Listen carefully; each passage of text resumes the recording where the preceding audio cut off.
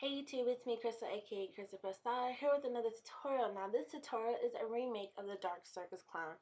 Now what you're going to start off with is a foundation stick. That's what I'm using, which is kind of like concealer, or you can use a glue stick.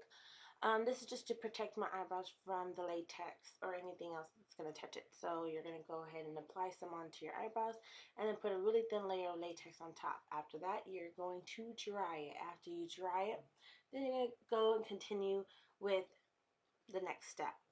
Now this one, I'm kind of like iffy on how I'm going to do it, only for the fact that I more or less had an idea in my head, but I didn't know exactly what to do just yet. So there's a couple ways you can do this. So what I did first was I put some latex, and then on top of the latex I put some toilet paper. And then in the middle, what I kind of did was I kind of like separated it so it's going to look like it's torn. Now it'll be a lot easier if you just leave the toilet paper there and then just tear it open so it looks ripped, compared to doing this. But at the moment I was just trying to show like different methods. Just leave it open, or you can put like a little, make the toilet paper into like a string type method, and then put some latex and then put that, and then put latex on top of it. But I'm showing you this way, and then in a moment I'm going to show you another way. So what I'm doing is I'm looking at my picture from the Dark Circus, and I'm pretty much going off of the way the blue looked around my eyes, and then I'm going to go off how the red on the other side looked on my other eye.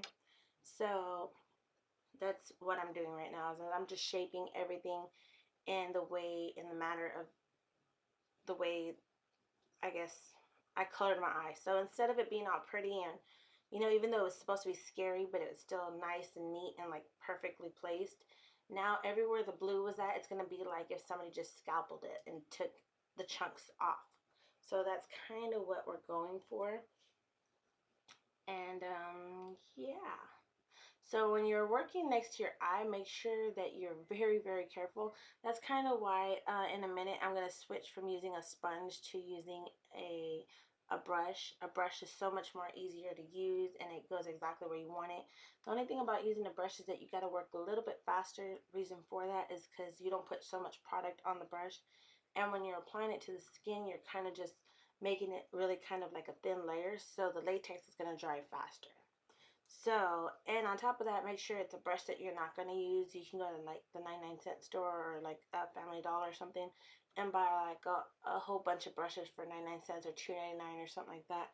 So yeah, because once you dip it in the latex, it's no longer a good brush. So don't use any of your makeup brushes or anything like that.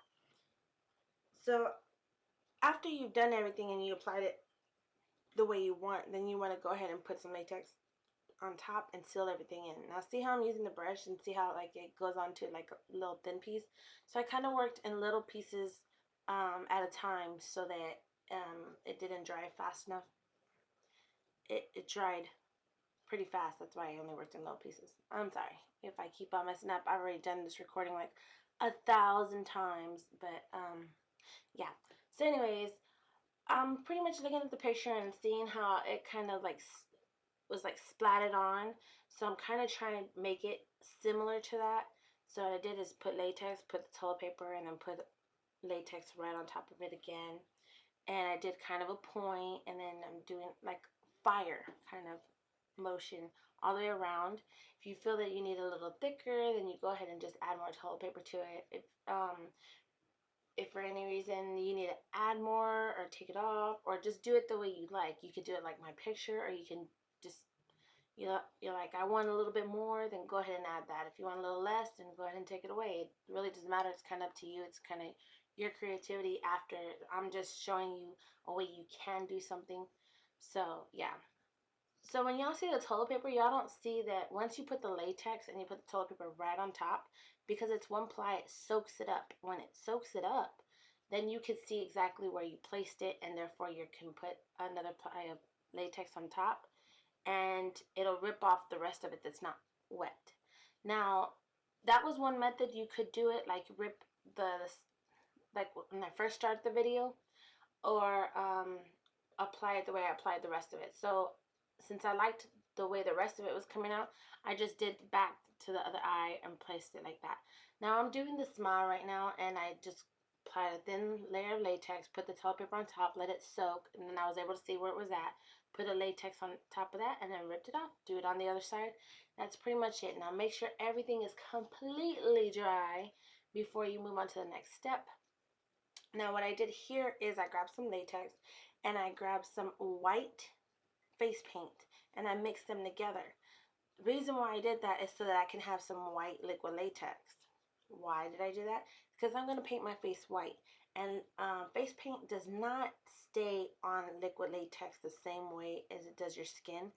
So when I rip this open and I want it to look like skin or anything like that, it's going to be a lot harder for it to just like stick on that, and I have to keep on applying it, applying it, applying it. So by me making the latex white, it came out so much easier, and it's just easier to work with and cover. So now what we're going to do is rip out the middle and everything like that. You want to cut out some extra pieces, or you could do it with your fingers or do it with some scissors. If you're doing it with some scissors, please make sure you do not cut yourself or cut your eyebrows. If you need someone else's help, ask them to help you. If you're young and you cannot work with scissors, I do not recommend that you work with scissors. You can even use those like plastic scissors so that you don't cut yourself, and it will still cut the latex. But like I said, I use them. I'm not saying for you to use them, but if you need to use them, then go ahead and ask your parents or someone else to help you. Now if you take too much off, then it's okay. Then just grab some toilet paper and some latex and add it. So like where I had kind of a chunk missing at the top, what I did was I just added a little bit of latex and some toilet paper and just added it right back. I don't know why the movie's freezing or anything like that. I don't know if it's going to come out where it's freezing, but I've done this video and I've done the editing so many times, and it's not really working with me. That's why it's taking so long to put out videos. I've done a couple extra videos, and it's not letting me upload them to YouTube, so that really, really sucks. So yeah, anyways, you saw that flap was really, really up, so I just added some latex and then I applied it down like some glue, and then on the side I took off too much, so I put latex, put some toilet paper, and put that back. Now see how some of the flaps are came all the way down? I do want some flaps to be sticking out, but I don't want it to be where it's just a big spot of blood. So make sure that not everything is cut off. And that's how it looks. It looks all funky and it looks weird. But once you add everything, it's gonna come together. So with this one, I'm not gonna rip it open. Usually I would use just the scissors to start, and then I would start ripping it with my hands. This one you want more of a precise cut. So if you use the tongue to push it against your cheek, and then go ahead and use your scissors and cut it open and make a pretty nice little slit, and that's about it. Now I'm going to grab some white face paint. It's not like a real pigmented one. It's just a cheap 99-cent white face paint, nothing special. You want to apply a really thick layer of it, and then you don't want to keep mixing it or doing it at the same little spot, because it will move and you'll start seeing more of your skin and more of your skin. So what you want to do is, if you do a double coat, make sure it's completely dry before going over again, and you kind of just want to pat it on and no longer rub it. So put everywhere where it's supposed to be white, and then in a minute you're going to go in with the color, and then that's kind of it for that step.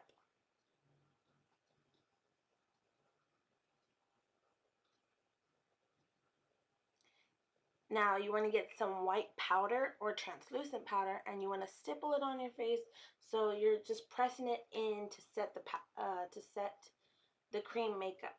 Now I used a white and a blue to get that light blue that I had on my eye, and this you're going to put on the flaps and all the way around. So right now it's looking real messy, and it's okay that it's messy. It's not supposed to be real neat. You want to make sure that it's really, really thick and pigmented, so it looks like the blue was there and it just got ripped open or taken off like a puzzle piece, that it was just yanked off. So if you get all the inside blue, it doesn't really matter, because you're about to cover that with blood and the red and black, so it's fine. Don't worry about it. So you're going to outline all the blue where the blue's supposed to be. And on the other side, it was supposed to be red, but because I'm working with red already, because the inside is going to be red and bloody, you don't want to put so much red. So what I did was I got the orange, and then I realized it was still kind of in the reddish, so I put orange and yellow. That's what gave it that more neon color. And that's what I did, and I mixed both of them together. Now, it's okay to be messy, because after all, you are like this killer psycho clown scary thing, whatever. The other one, as much as it was scary, it was still pretty. So this one's more scary and more creepy, especially with it being all bloody. So make sure to grab all the little flaps and do the whole outlining, and then that's pretty much it for that color. Now with this I'm using grease paints. I'm using a deep red and a light red, and it doesn't really matter where you put it.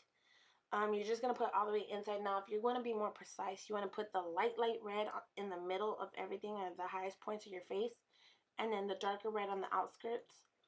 The reason why I said it really doesn't matter, I just would grab the light red and then dark red. Light red and dark red, it didn't matter because I'm going to put some flesh scab on top of it. And if you put blood on top of it, it really didn't matter where you placed it, as long as you had the red on the inside. So, like I said, unless you're not going to put blood and unless you're not going to put like the fresh scab, then it really does not matter where you put the red and the whole making it like precision and everything, unless you're not going to add all the rest of the stuff.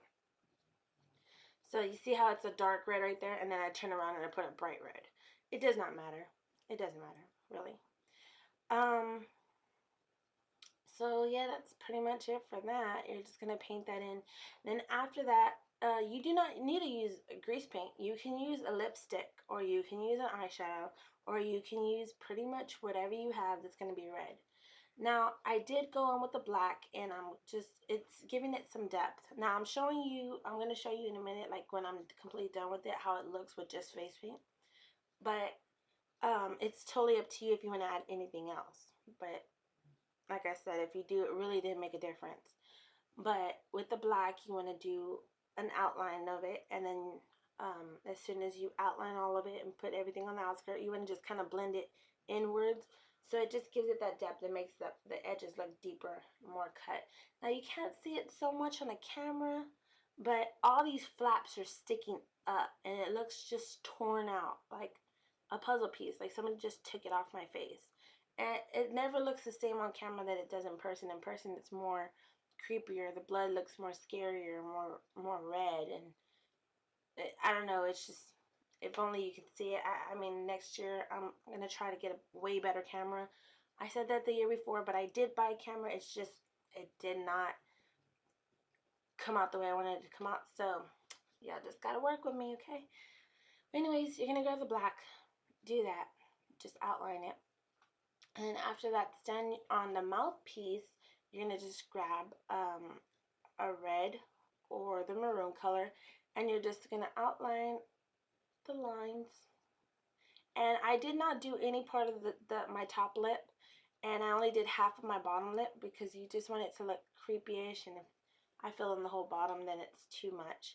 So I just did that, and then I kind of want the blood to run downwards, so that's totally up to you and how much of it you want to do.